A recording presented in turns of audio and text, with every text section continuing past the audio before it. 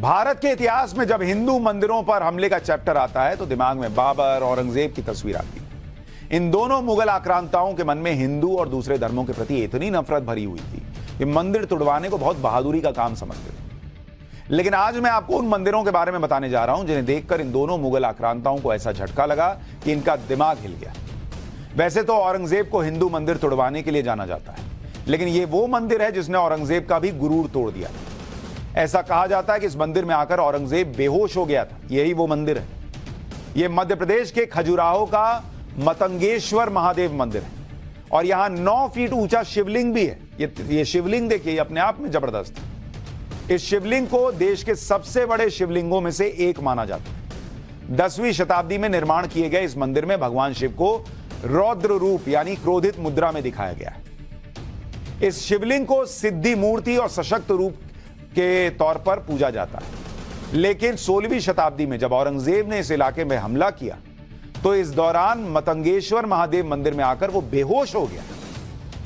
ऐसा कहा जाता है कि इस मंदिर पर हमले के बाद औरंगजेब की बुद्धि ठिकाने पर आ गई और उसने मंदिर को लेकर कुछ ऐलान कर दिया। माना जाता है कि मतंगेश्वर महादेव मंदिर पर हमला करने के दौरान औरंगजेब कुछ देर के लिए बेहोश हो गया था और जब उसको होश आया तो उसने इस मंदिर की आध्यात्मिक शक्ति को माना। अब कुछ बेहोश हुआ तो कुछ देखा होगा, तो उसने कहा कि बॉस ये तो जबरदस्त मंदिर है। दावा यह भी किया जाता कि बाद में औरंगजेब ने यह ऐलान कर दिया कि मंदिर में पूजा के लिए आवश्यक वस्तुओं का खर्च शाही खजाने से किया जाएगा। मतलब जो आदमी मंदिर तोड़वाता था वो मंदिर के लिए खर्चे के लिए पैसा देने को तैयार हो गया बेहोश होने के बाद। इसलिए यह कहा जाता है कि इस मंदिर ने औरंगजेब की बुद्धि ठीक कर दी थी।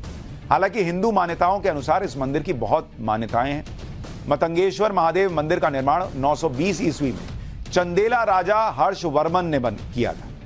पौराणिक कथाओं के अनुसार भगवान शंकर के पास मरकत मणि थी जिसे शिव जी ने पांडवों के भाई युधिष्ठिर को वरदान के रूप में दिया था। युधिष्ठिर के पास से यह मणि मतंग ऋषि तक पहुंची और उन्होंने उसे चंदेला राजा हर्षवर्मन को सौंप दिया। लेकिन राजा हर्षवर्मन ने इस मणि की सुरक्षा को देखते हुए इसे जमीन में दबा दिया और इसके ऊपर विशाल शिवलिंग का निर्माण करवाया।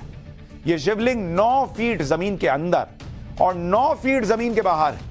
इस शिवलिंग का व्यास यानी घेरा जो है वो लगभग 4 फीट का है और शिवलिंग को मृत्युंजय महादेव के नाम से भी लोग जानते हैं। इतिहासकारों के मुताबिक खजुराहो में किसी समय 85 मंदिर होते थे, लेकिन अब कुछ ही मंदिर बचे हैं। पुरातत्व मंदिरों में मतंगेश्वर महादेव का ही एक ऐसा मंदिर है जहां आज भी पूजा पाठ होता है। औरंगजेब को मंदिर तोड़ने की सीख अपने पूर्वजों से ही मिली थी, क्योंकि उसके दादा के दादा बाबर ने भी भारत में कई मंदिरों पर हमला करवाया था। अयोध्या के राम मंदिर के बारे में तो आप सब जानते हैं, लेकिन ग्वालियर के गोपाचल पर्वत पर जैन तीर्थंकरों का एक ऐसा मंदिर है जिसे बाबर ने बड़ी क्रूरता से तोड़वाया था। कई इतिहासकारों के मुताबिक बाबर ने यहां मूर्तियों को तोड़ने से पहले आदेश दिया कि इन मूर्तियों के एक एक अंग को तोड़ा जाए, इसलिए बड़ी क्रूरता के साथ इन प्रतिमाओं को तोड़ा गया। ज्यादातर प्रतिमा के चेहरे को नष्ट किया गया। देखिए कैसे चेहरों को नष्ट किया गया। किसी के हाथ तोड़ दिए गए प्रतिमा, ये देखिए कैसे तोड़ा गया। किसी के पैर तोड़ दिए गए। यहां लगभग हर मूर्ति को खंडित किया गया। किसके कहने पर? बाबर के कहने। देख रहे हैं कैसे मुंह तोड़ दिया गया। मतलब पूरा मूर्ति नहीं भी तोड़ो तो ऐसा तोड़ो कि सामने वाले को देख के तकलीफ महसूस हो। इस पर्वत पर जैन तीर्थंकरों की 40-40 फीट ऊंची सैकड़ों विशाल प्रतिमाएं। इनका निर्माण करीब 500 साल पहले एक ही चट्टान को काट कर करवाया गया था। इन्हें बनाने में भी करीब 35 साल का समय लगा था। जो लोग ताजमहल देखकर एकदम पगला जाते हैं कि बॉस क्या ही बना दिया मुगलों ने, जैन तीर्थंकरों की मूर्तियां देखिए किस तरह से बनी हुई और किस तरह से बाबर ने इसको तोड़वा दिया। आगे बढ़ने से पहले आपको जैन तीर्थंकरों की इन प्रतिमाओं से जुड़ा इतिहास भी बताता हूं, फिर बाबर के साथ क्या हुआ वो बताऊंगा। 1427 से 1459 में तोमर वंश के राजा वीरम देव और डुंगर सिंह ने ग्वालियर किले में विशाल दिगंबर जैन मूर्तियों का निर्माण किया। ये मूर्तियां ग्वालियर किले के एक हिस्से गोपाचल पर्वत पर स्थित है। गोपाचल पर्वत पर एक ही चट्टान को काटकर जैन धर्म के 24 तीर्थंकर भगवान की प्रतिमाएं उकेरी गई। इस पर्वत पर 9 इंच से लेकर 40 फीट तक ऊंची जैन भगवानों की प्रतिमाएं थी। 1527 के आसपास बाबर ने ग्वालियर के तोमर राजा पर हमले के दौरान इस मंदिर को तोड़ने का आदेश दिया। बाबर ने यह कहकर इन मूर्तियों को तोड़वाया कि इस नग्न मूर्तियों से इस किले की खूबसूरती बिगड़ रही है, इसलिए अपने मजदूरों को मूर्तियों को तोड़ने का आदेश दिया। बाबर को जब हिंदू धर्म के बारे में जानकारी नहीं थी तो जैन धर्म के त्याग और अहिंसा के बारे में उसे कहां से पता होगा। ऐसा कहा जाता है कि जैन मंदिर पर हमले के दौरान एक मूर्ति ऐसी थी जिसे तोड़ने के दौरान मजदूर घायल हो गए और मूर्ति तोड़ने का काम रुक गया। ऐसा भी कहा जाता है कि जब घटना की सूचना बाबर को लगी तो वो खुद अपनी आंखों के सामने भगवान पारसनाथ की मूर्ति को खंडित करवाने आया, लेकिन बाबर भी इस मूर्ति को पूरी तरह खंडित नहीं करवा पाया। आपको भगवान पारसनाथ की वो मूर्ति भी दिखा देता हूं, देखिए, जिसकी आज भी गोपाचल पर्वत पर पूजा होती है। ये पद्मासन मुद्रा में भगवान पारसनाथ की 42 फीट ऊंची और 30 फीट चौड़ी प्रतिमा है। ये प्रतिमा है, ये देश की भगवान पार्श्वनाथ की विश्व की सबसे ऊंची पद्मासन मूर्ति मानी जाती है। इस प्रतिमा की पूजा और दर्शनों के लिए लोग दूर दूर से आते हैं।